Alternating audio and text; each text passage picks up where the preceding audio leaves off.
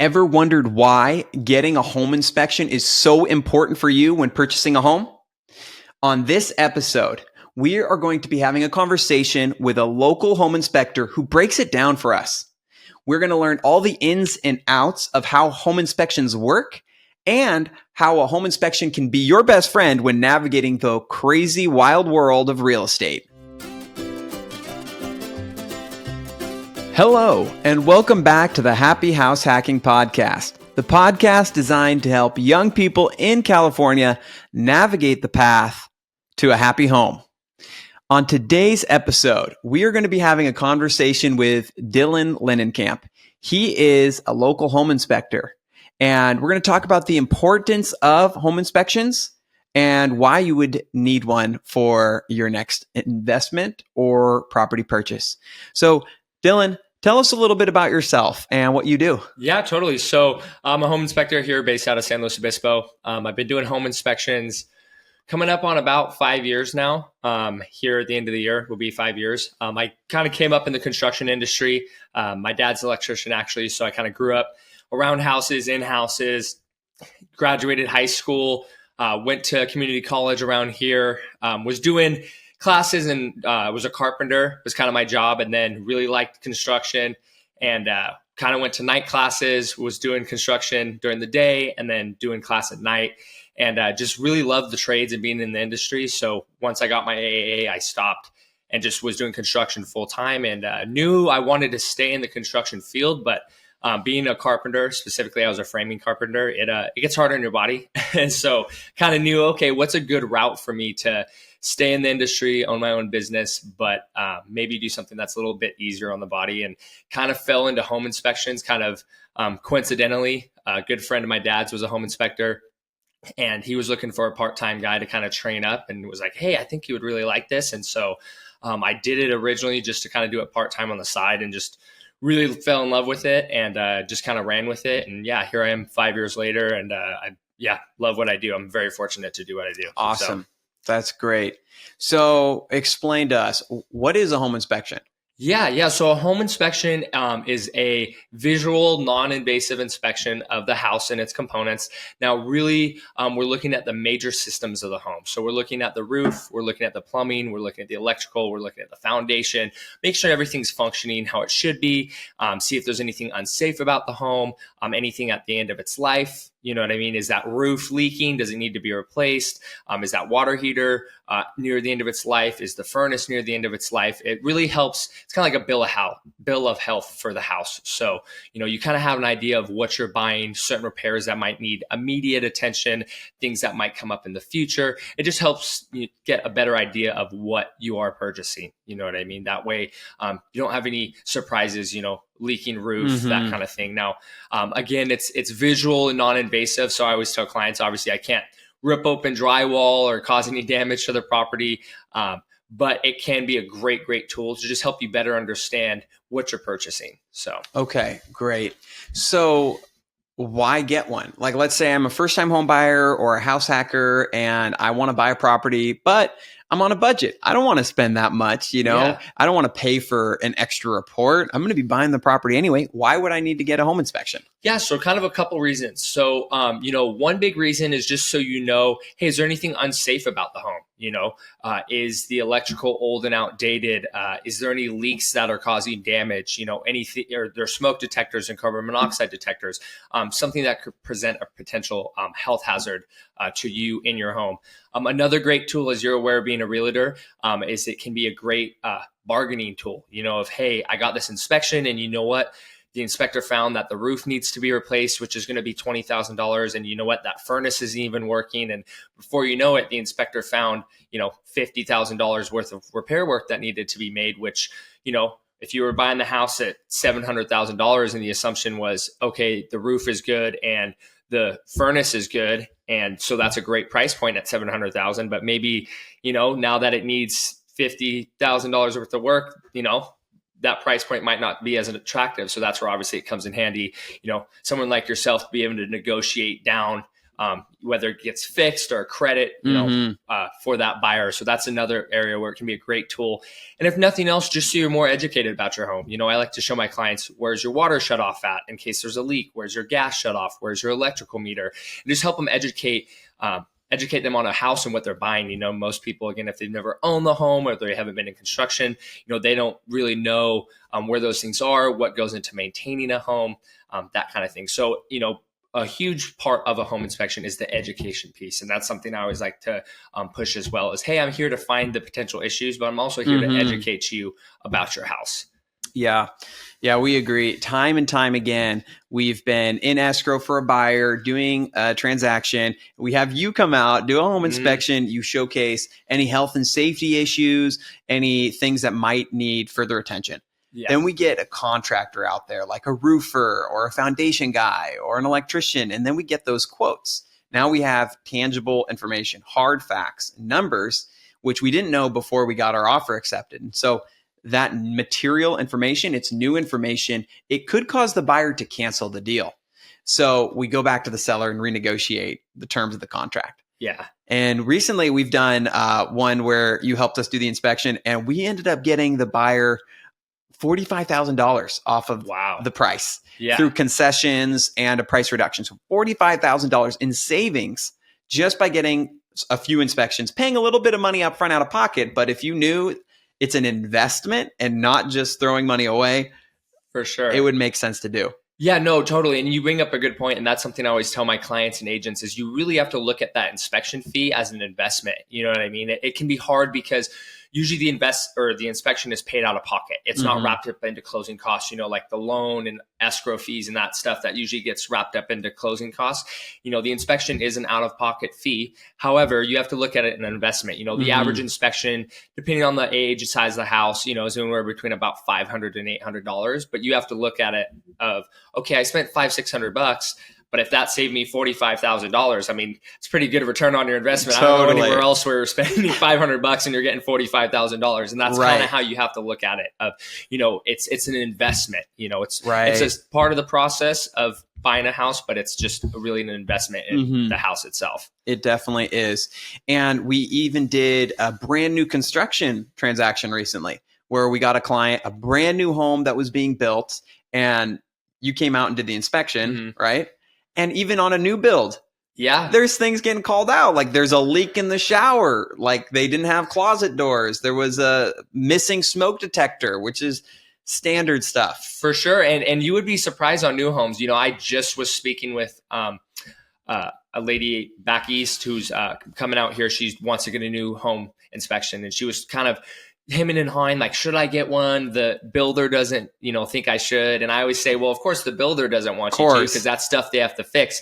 And you'd be surprised at stuff I find. I mean, I use an infrared camera on all my inspections, and I did one not too long ago where they didn't hook up the shower pan right, and it was leaking onto the ceiling. And you couldn't see it yet, but luckily I caught it with my infrared camera. And sure enough, the builder came and they cut it open and they hooked up the shower pan wrong, and it was leaking. And, definitely could have been a huge issue. And this was on a brand new house, so it's like, just because a house is new doesn't mean it's immune to problems, but that it doesn't have problems. Definitely.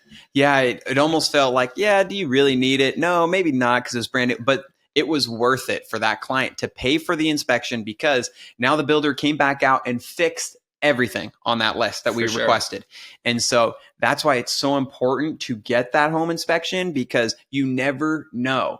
And you can walk through it and think it's all good, but you're not an expert. You're not the person going in, day out, looking at properties, knowing what to look for. And infrared cameras, just explain a little bit more about that, because that is such cool technology. Yeah, totally. So it's probably my favorite tool. I mean, I've definitely caught things that you just otherwise would not be able to catch. So what an infrared camera does is it tells the surface temperature to an incredibly high degree of accuracy. I mean, the piece of equipment, it's, multiple thousands of dollars, but it's well worth it. And so if you understand, I've taken multiple courses and certifications on the infrared camera. And if you understand how heat interacts, you can find a lot of potential issues. So the main things I use it for are for the HVAC, the heating and air, checking all the registers, making sure you have good heat and cooling distribution, making sure it's functioning how it should.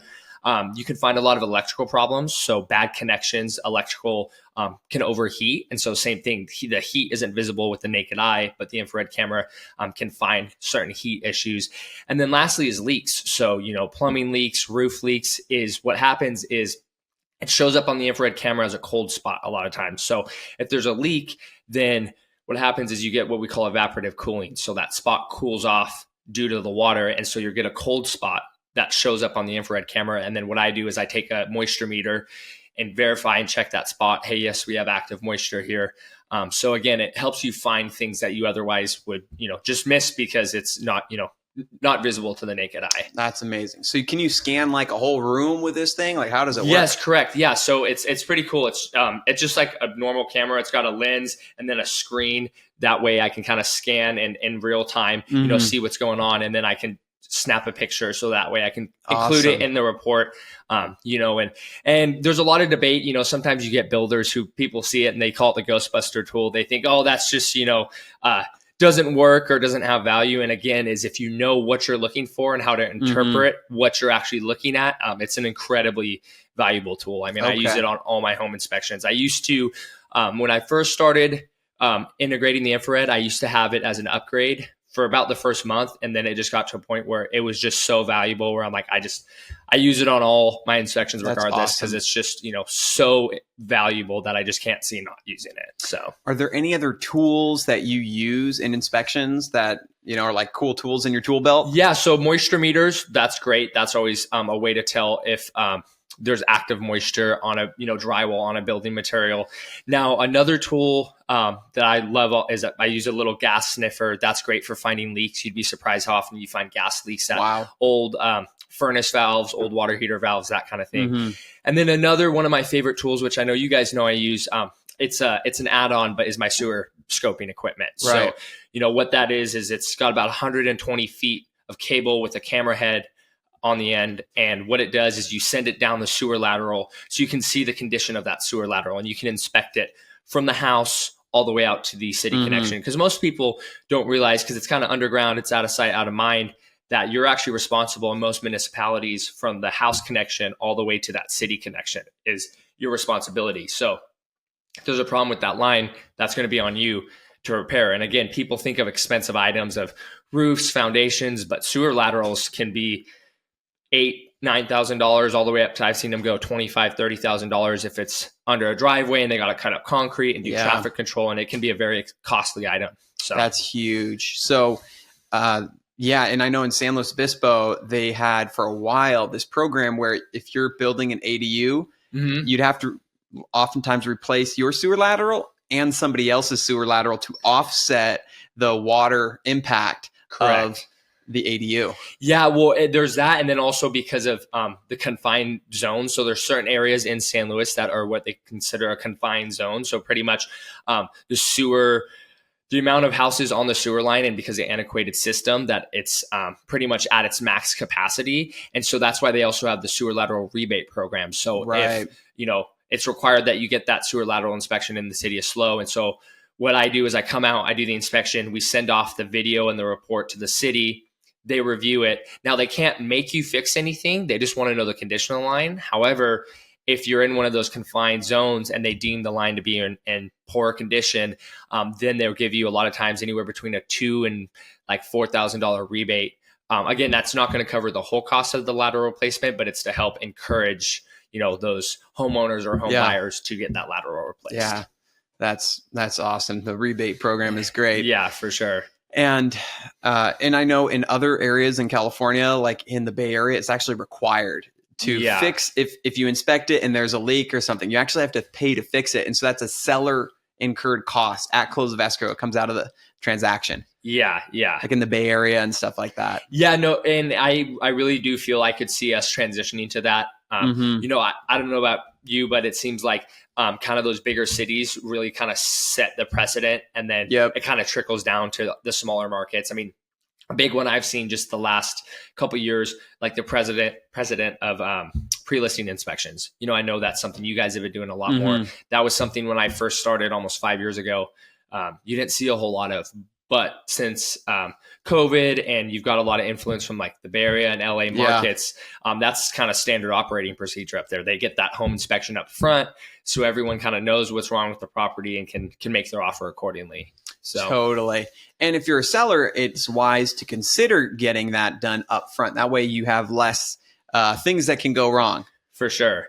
Yeah, it's kind of funny. The real estate deal, in my opinion, kind of gets done a little backwards sometimes because, you negotiate, you get under contract, then you bring someone like me in who finds all these problems, and then you figure out what you're going to do, if you're going to renegotiate, that kind of thing, versus if you have it all front loaded, then it's just like, hey, here's all the problems, and so make your offer accordingly. And so I've found personally, at least with a lot of agents I know, a lot of other agents I work with that do pre-listing inspections, it seems that the escrow goes smoother and it just is less likely to fall out of escrow because there's no shocks or surprises. Everyone kind of knows what they were getting themselves into. I think when the surprises come up, that's when the problems arise.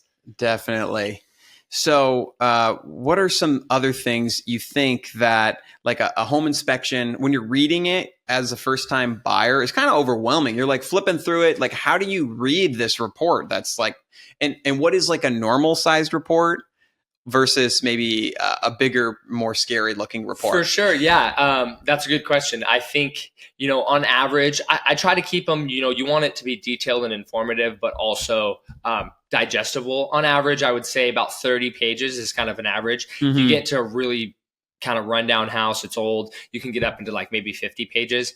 Now, as far as reading it, what I do, not all inspectors do it, but I have what's called a summary. So the kind of couple pages near the front, it's the summary. And that's where I kind of pick out everything we consider a health and safety item or defective or deficient, as in, it's going to cost a lot of money to fix, or it's something that needs more immediate attention. And it kind of, I call it the meat and potatoes of the home inspection. It kind of helps guide the buyer of, hey, here's the really important stuff. And then the other stuff is more minor maintenance, repairs, that kind of thing. And a big key too is it can seem overwhelming, but a lot of times, working with a great agent like you guys or talking to the inspector can really help you understand and digest that report of, hey, yes, this is in here, but it's an easy fix, or no, this is a little bit more costly. And it just, really reaching out for that guidance from an inspector or from your realtor. Because, to a buyer, this is the first time they've ever seen a home inspection report. So like you said, it can be a lot to digest. But for us who see them,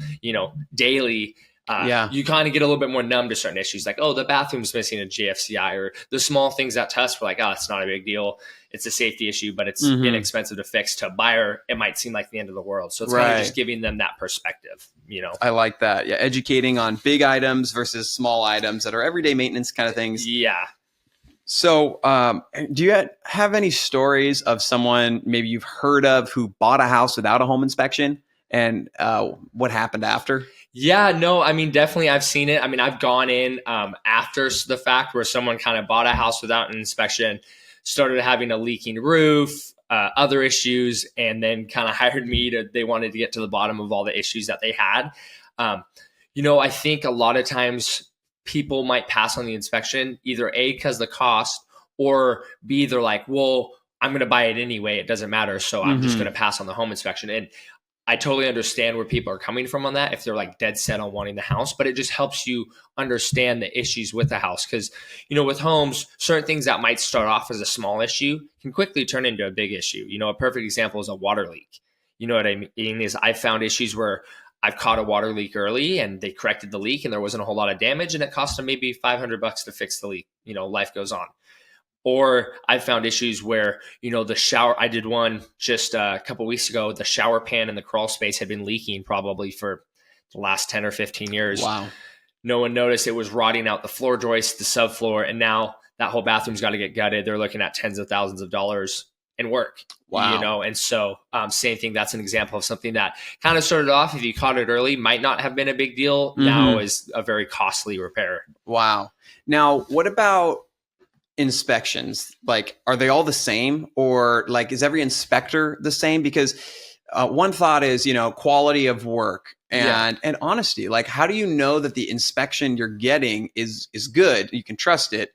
And then the second part of that question is, if the seller's providing an inspection, how do you know that you can trust that inspection? For sure. So 2 parts to it. Yeah. So 2 parts is, so for one, I do a lot of agent education workshops. So it's really important to know, and I'm always very upfront with agents about this, is in the state of California, surprisingly, we're actually one of 18 states who do not have to be licensed to be a home inspector. So there's no like, just how the state of California has a contractor's license board, there's no state ran inspector license board. However, there is an organization I'm a part of, and a lot of the very reputable inspectors around here it's called CREA. It's California Real Estate Inspection Association.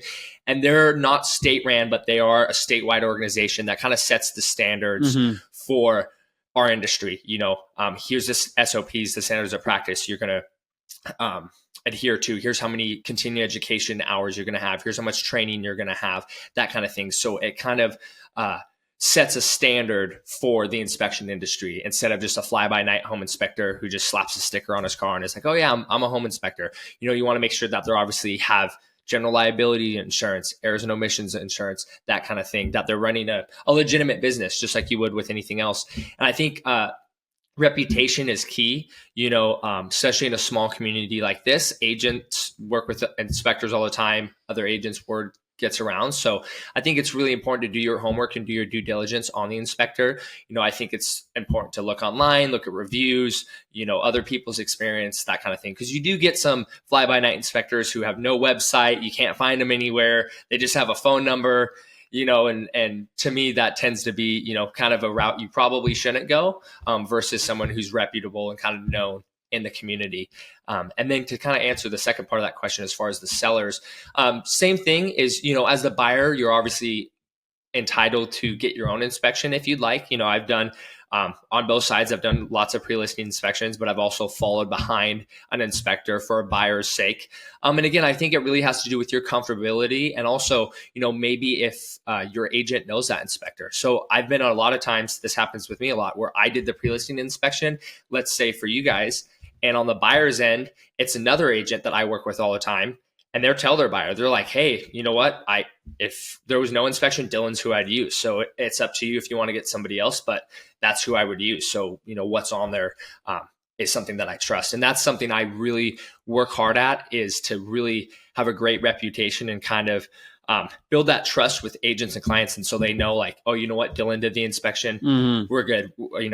He's trustworthy. I'm going to take his word, kind of deal. Yeah. That's good tips. And let's say you own a home already. Yeah. And you're not like buying or selling right now. Is there a reason why someone who's just a homeowner, they've been in the house for a while, why they may want to consider getting a home inspection done? Yeah, totally. So I actually just came off one this morning, similar situation. So I call them a home maintenance inspection, but it's pretty much just a home inspection, but it's not geared towards buyers and sellers. It's geared towards homeowners. And there's a lot of great situations where you might want one. A couple examples would be, it's a house you've been in for 20 or 30 years. And you're like, you know what? I don't really know the condition of the roof. I don't really know how old my HVAC system, you're not someone who's probably getting in the attic, getting in the crawl space. Yeah. You don't really know the potential issues with the home. A lot of times it's the one this morning, he inherited the home from his mother about a couple years ago. And he was kind of on the fence of, do I sell this? Do I keep it and live in it and renovate it? So he just wanted to know, hey, what's the condition of the home and what are some things I might need to fix so I could decide what I need to do. You know what I mean? And so there's kind of quite a few different situations where it can definitely be worthwhile to do that. Now, another situation I've seen that's popping up a lot is actually with homeowners insurance. So this last year, as you're aware, a lot of insurance has gotten crazy here in California. And so these insurance companies are sending out these forms to homeowners, and they want to know all these questions that the homeowners don't really have an answer to. Sometimes it'll call out that they want an inspector or contractor to verify it, and sometimes it won't. But either way, they might not know the answer. Like, is there galvanized piping in the home? Is there a Zensco electrical panel? How old's the roof? What's the condition of the roof? All these items where, that homeowner's kind of deer in the headlights. They're like, I don't really know. And so then that's when they would call someone like me to help, identify those issues and that information. That way they can provide that to the insurance company. Yeah. Awesome. Well, Dylan, are there any other things you'd like to share with the audience about home inspections?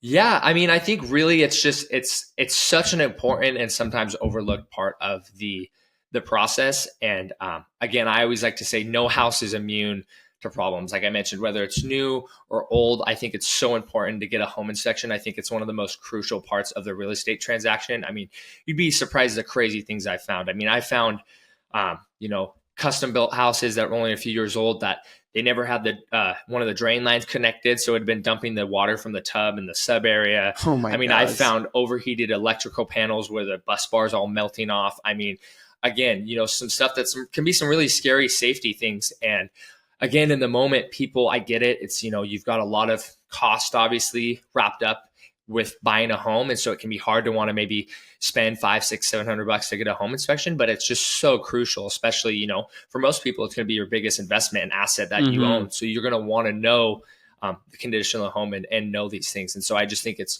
so important that you get a home inspection. I mean, there's really not a reason not to. You know what I mean? It just provides you a lot more information about the house that the agent, the appraiser, whoever else is involved isn't necessarily going to be able to provide to you. Yeah, absolutely. And as a real estate broker, when you're filling out the contracts, there's even a whole form. It's called the Buyer Inspection Advisory. And it goes over a list of items that a buyer should consider before purchasing a home. And it's highly recommended that you do get a home inspection. And picture it as an investment, like we talked about. You are mitigating the risks associated with purchasing a property that we don't know all the answers to everything about that house. So you're investing in that purchase during your due diligence process. And if you have a great agent on your team, they can help you navigate that home inspection, get some repair requests negotiated, and maybe save you even more money. So that's pretty much it for today. Dylan, thank you so much for coming on. And everyone, thank you for tuning in. If you want to take that next step on your home purchasing journey, feel free to reach out to us and we can set up either an in-person consultation at our office or a Zoom consultation and get to know you better and what your real estate goals are. Please subscribe to this podcast and share it with people who are also trying to house hack and get into home ownership here in California. So thanks so much, everyone, for tuning in, and we'll see you next time. Hey, everyone. Thank you so much for sticking around to the end. And we've got a special bonus for you. Dylan, what do you have for us? Yeah, so I just want to put it out there for all the listeners. Anyone who mentions this podcast, whether they're a first-time home buyer or they're already in a home and they want a home maintenance inspection, will get a $50 off for that home inspection. So again, just mention this podcast when you're booking that home inspection, you get $50 off. That's right. Just say the Happy House Hacking Podcast where you heard about this, and boom, you can get that discount.